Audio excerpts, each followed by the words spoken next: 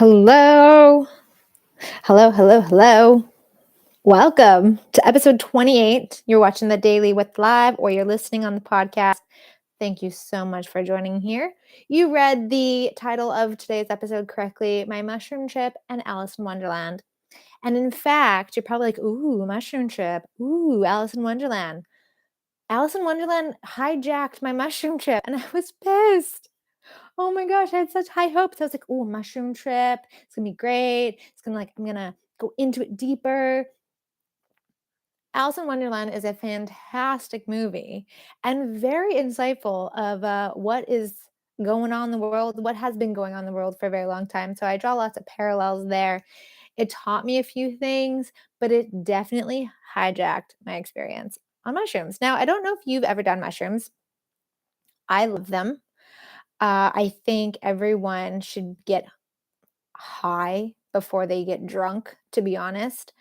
Alcohol suppresses, and lots of violence and drama can happen on alcohol. But when you smoke marijuana, when you do some mushrooms, no one's out there killing each other. No one's out there having unwanted babies. No one's out there pushing themselves on people. We're just experiencing life, having a good time. Sometimes your trips are, you can have a bad trip, but it's because you're trying to let go of something and you're trying to control it and you're not letting things shift through your body. And people can say, they get aggressive on alcohol, but we shame the marijuana side, we shame the mushroom side, we shame the plant medicine side of things. And I find it very sad because not a single person I've ever talked to that's been on mushrooms has experienced an episode where it is like traumatic for them as far as like alcohol would also, like when you compare the two. There's a lot more trauma in alcohol than there is in mushrooms, where you're expanding your consciousness, you're doing some healing. There is so much research in therapies that utilize mushrooms to, heal PTSD in a fraction of the time for a fraction of the cost. And they don't put people into like constant trauma drama. It's because the body wants to release it. And so it helps you sort things out, helps you think about things, shows things in a different way. And especially if you're like someone who like want to be guided, there's tons of people who do guided trips to help you through whatever you're needing to work through. I absolutely love it. I don't do it all the time. I do it every few months or so. And last night or yesterday, Clayton and I were just having a day. It was a really chill day. We woke up, we slept in, started puttering in the house, cleaning up. We like just came back from Cancun, and then the next day we were out all day. So we hadn't really like unpacked our things, or kind of we just left the house at kind of like a clothing bomb state. And we are also moving on Wednesday. So like our house is like in this really weird like limbo land. So we are like just putting around, and we were like, "Hey, let's do some mushrooms tonight." I was like, "Yeah." And then I was like, "Hey babe, you want to watch Alice in Wonderland?" And he was like, "Yes, I sure do." And I was like, "Okay, cool." Because people say like, "Oh, I watched Alice in Wonderland on this like on a mushrooms, and it like took me down and got to see more things, and it was really cool." And it's kind of all you get told, or at least that's all I've been told. So I was like, "Okay, cool." We chose now, I should preface, we chose the live version instead of the cartoon version. And maybe that's where it could have like, if you chose the cartoon version, it could have gone in like an interesting way because of all like the geometry and the cartoons.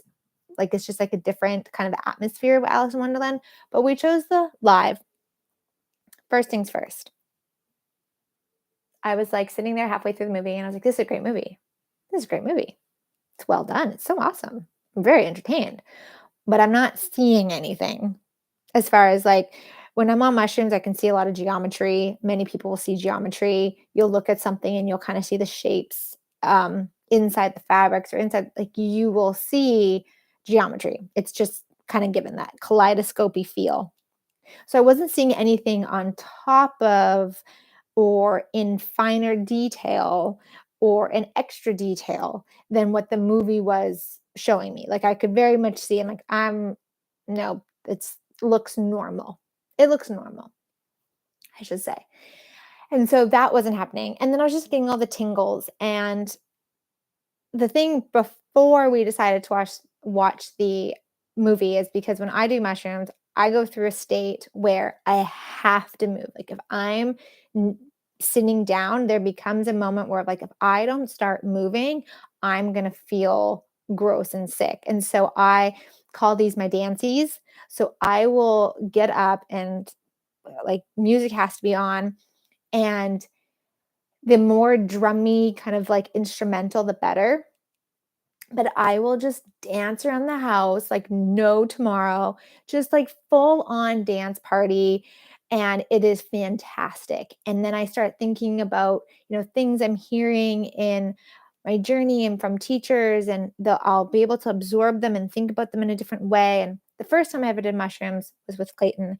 And it was the first time that I was able to like close my eyes and really see things that like when I open my eyes, I'm like, I don't see that, and when I close my eyes normally, I don't see those things. But it was very interesting, like the kaleidoscopy, the entertainment, the whatever. It was the first and only time that I've seen like quote unquote hallucinating, like mind altering, but it's beautiful. I was like really tapped into what, people in the spiritual community would say, spirits and guides and just like otherworldly things. It was fantastic and so entertaining, and just close my eyes. Haven't had that experience since then, and I've done mushrooms probably 4 or 5 times within the year.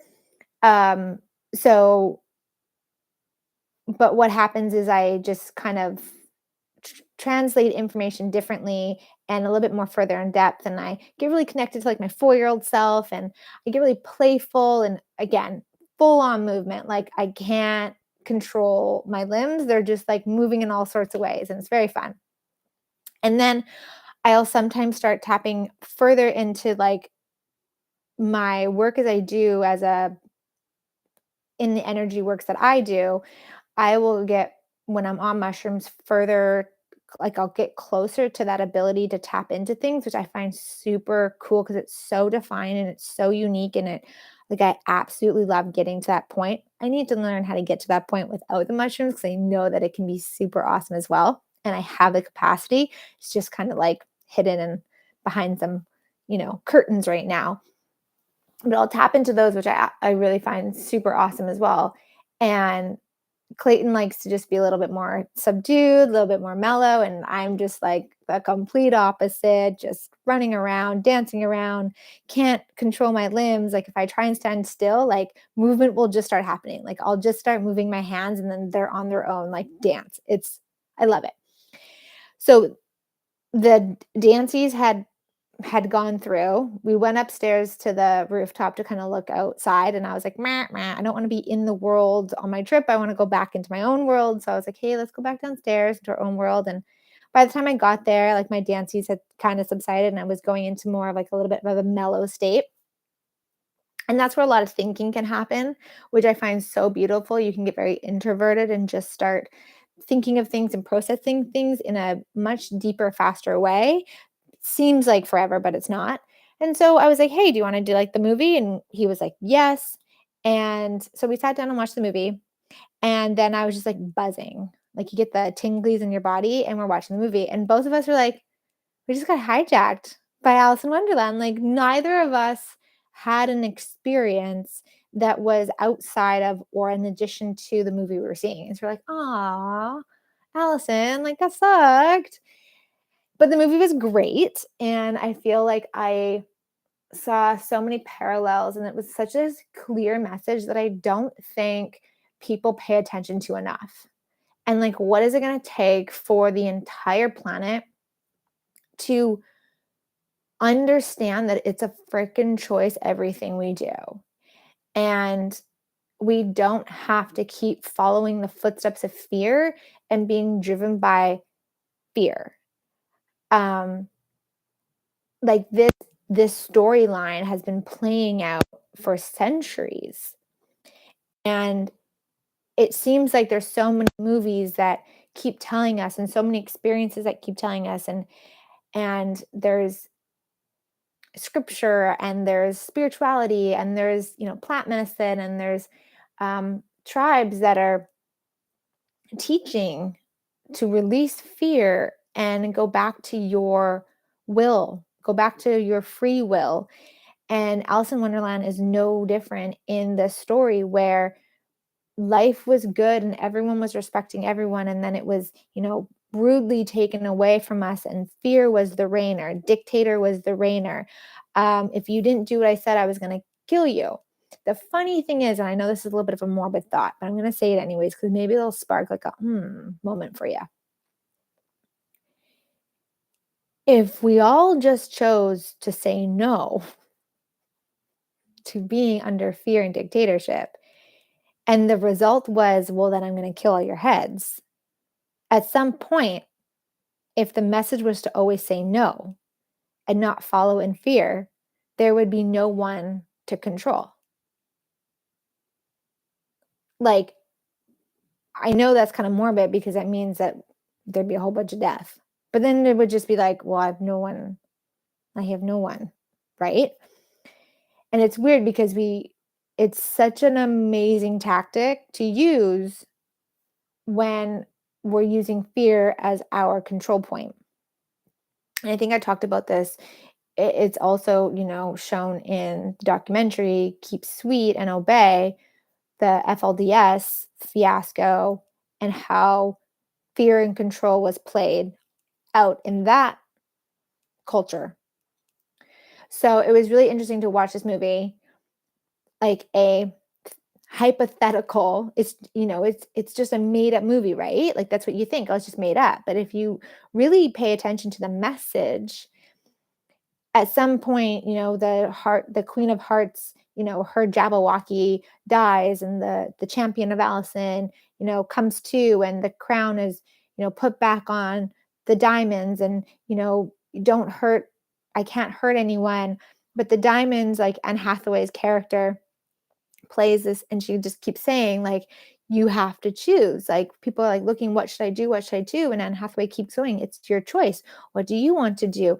And which is so beautiful, but it means that we have to take responsibility. But what I found so interesting was when the power was then given back to the beloved Queen of Diamonds, and that's the side of everyone's kind to everyone, and everyone has this like free will and free choice to do what they please, and to be in the love affair of their life how they see fit.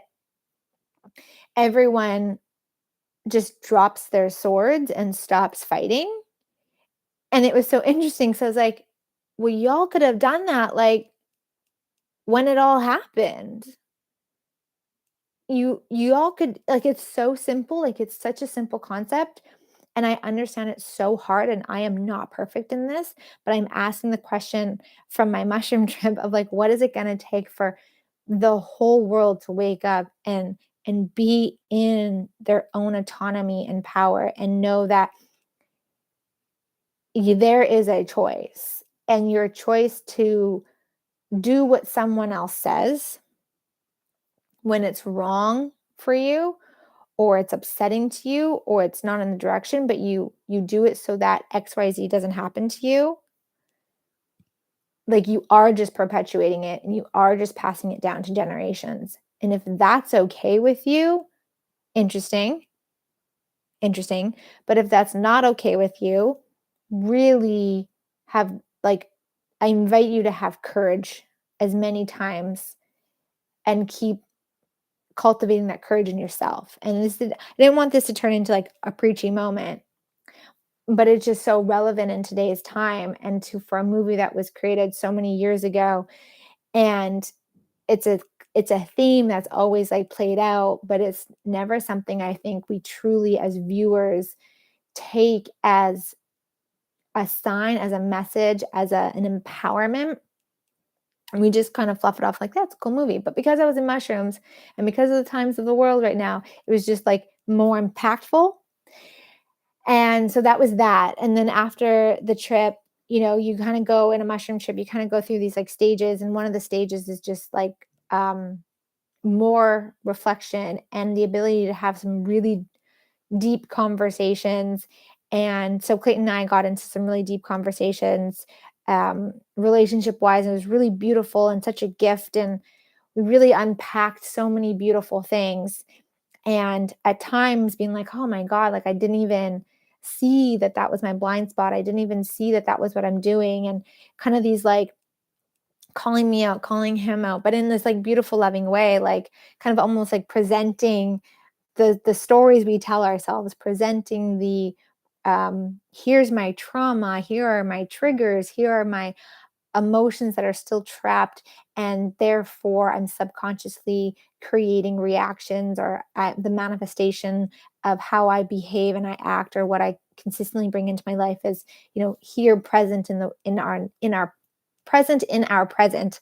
And now I'm being presented with the roots. So it's an opportunity for both of us to unravel, as we say, and access consciousness, destroy and uncreate those moments, and have awareness and not be afraid of the awareness, and then to work through that together, and then to come up with, okay, well, we're only human, we can't just switch it off overnight. We're gonna stumble a little bit until it becomes like really, smooth for us. How are we going to bring awareness to each other and to the moment without triggering or using trigger words? Even though we have awareness around that, we do recognize that, okay, if I just say this, then that's a triggering word. So let's not trigger each other. Let's give each other space. Let's bring space into the awareness. And so that was really amazing. And that's, communication is something that I've been learning over the few years, and access consciousness has definitely given me a lingo to open up to conversation. But mushrooms have definitely helped in detaching emotionally from things so that I can just speak out what needs to be spoken out, or observe what needs to be observed, or hear what needs to be heard, and shift through that in such a kind way with grace to all parties, including myself. And oftentimes we include everybody, but not ourselves. And that's an unkindness, towards ourselves. So my mushroom trip was not what I expected. I expected to see some really fun things on mushrooms while watching Alice in Wonderland, but that didn't happen. But I'm grateful for them. I'm always grateful for the lessons I get, the downloads I get, the more deeply integrated into my body, into my being things are. And another thing that came up, which I'm excited for, and it's been percolating, but it was very clear last night on the mushrooms, was just this message of like attraction again. Like it's it's our birthright, and I am saying this because I have to hear it. It's our birthright to be abundant. It's our birthright to be thriving. It's our birthright to be worthy. And so it's also our birthright to share our story with those who are, curious and wanting to hear, to contribute, to be a contribution back and forth. It's such part of our integration as a collection of people, like as a collective, is to share and see how we can all be working with and for each other, coming from the space of oneness, and coming from the space of um, allowing everybody to thrive and be in love with the life and what they would like in their life. So um, building more of that, cultivating more of that energetically in my life is something that was just really present on the trip. And also not fearing what I am going to be saying coming, like moving forward, especially some of these lives are going to be very specific to some things that I've just kind of held quiet. But for at least I need to speak them out, to know that they're spoken out, and maybe encourage other people, maybe, share that, you're not alone, or, if you felt like I didn't feel that way, and you wanted me to, well, I'll confirm that. Or you like, well, I didn't know she felt that way. And, we'll part our energetic paths. But to really to really not shy away from the visions I have, the ask I have for the universe, the ask I have for the people, the ask I have for myself. And by sharing that I feel like that's really part of my journey and I've been hiding from that. So I'm excited about that. I just looked at the clock. I'm over my 20 minutes. I'm getting too talkative lately, you guys. But thanks for being here. If you've got any questions about what I do, about my life in Mexico, go hang out with me on Instagram. Put your comments in the comments. Let me know where you are watching or listening from. If you have a suggestion on a topic you'd like to hear my interesting point of view from, let me know. And you can also be part of the contribution of my life and your life by checking out my wellness shop that I have and anything else that's coming up. If you want to get a bar session from me or learn bars, stretch, if you're in the Mexico, Puerto Vallarta area, you let me know, reach out to me, and I will talk to you guys all very, very soon. Okay, ciao.